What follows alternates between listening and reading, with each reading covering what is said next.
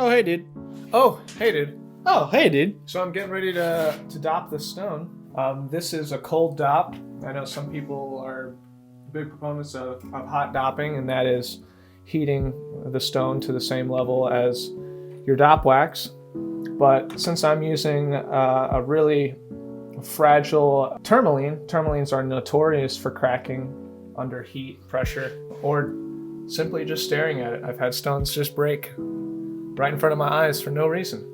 And that's just how tourmaline goes. But I'm going to take special precautions by doing a cold dop on this, and let me show you how it's done. These are dops.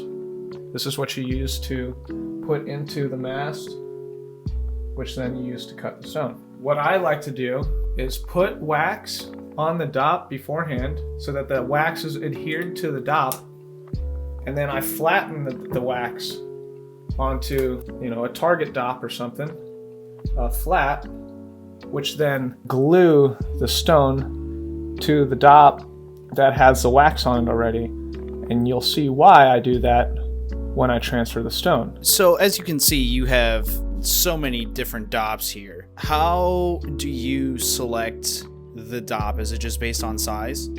Yeah, the dop that you select is based on the size of the stone and the shape of the stone. For example, these are dops made for elongated stones, so stuff like a tourmaline you adopt so it has more surface area on an elongated crystal. Your V dops, which are for stones that have a culate that comes to a V, and then you got your cone dops for your stones that come to a central point like a round stone. Awesome, let's get it dopped. Let's get it dopped.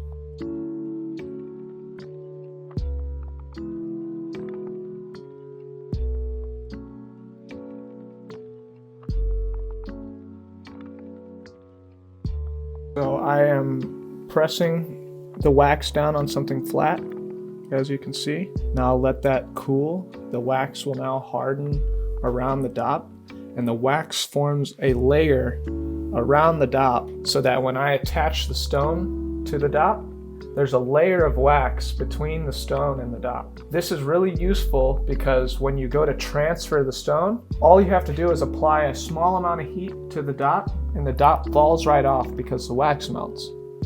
And that prevents your stone from getting any heat that might cause it to fracture. Now, as you can see, there is a thin layer of wax on the dop so that when we go to transfer the stone, you heat this part of the dop and it falls right off. Now I'm going to do my best to center the stone in the position that I need to. You definitely want to use the largest dop possible. It'll help you eye it up. Then I use Loctite 404. It's an instant adhesive. And I apply that to the stone. Doesn't need a lot.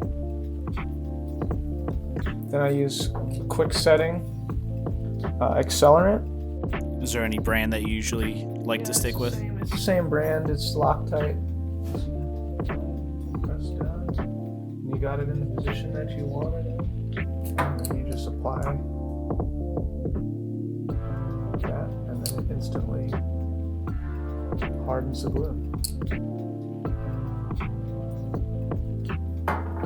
And now we're dopped. Nice. Be sure to subscribe so you can see how this stone turns out.